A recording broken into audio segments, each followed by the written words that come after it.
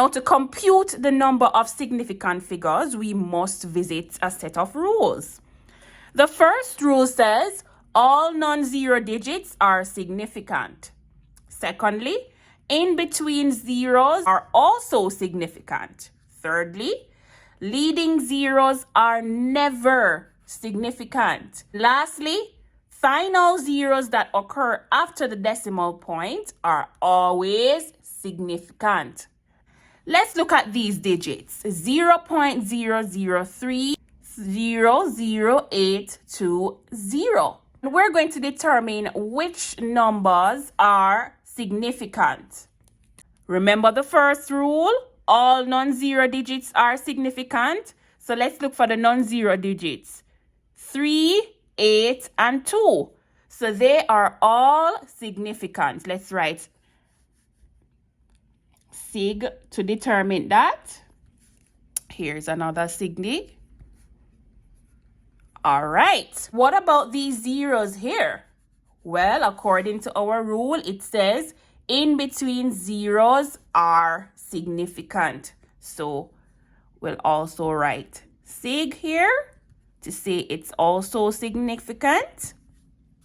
But what about these 3 zeros here? Remember, leading zeros are never significant.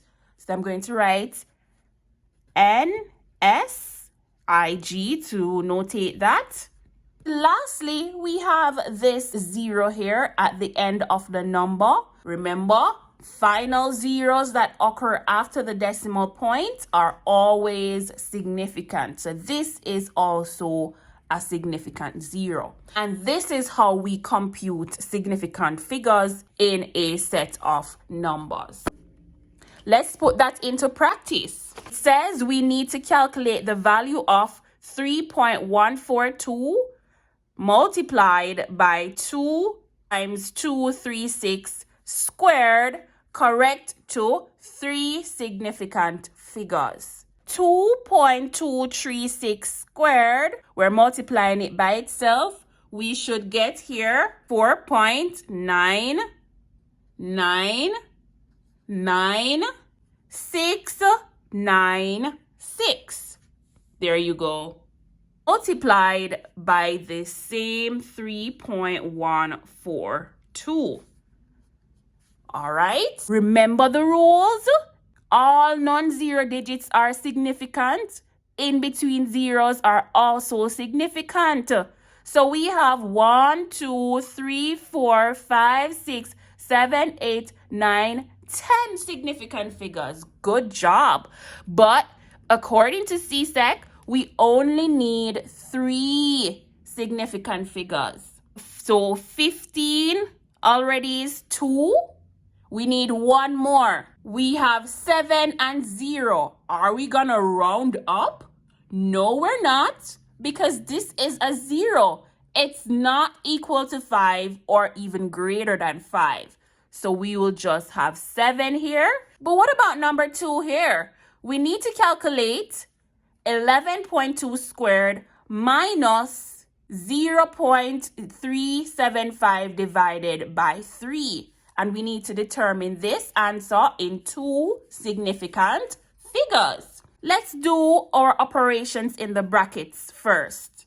So 0.375 divided by 3 is equal to 0.125. And 11.2 squared is equal to 125.44. And we're subtracting this 0.125 from 125.44. And we should get right here 125.315. How many significant figures we have here? Remember, all non-zero digits are significant. So we have 1, 2, 3, 4, 5, 6 significant figures. But we only need 2. 1 and 2. We're writing back that 1. But are we going to round up or leave it alone? We have a 5 here. So we have to round up. Rounding to the nearest tenth is 30.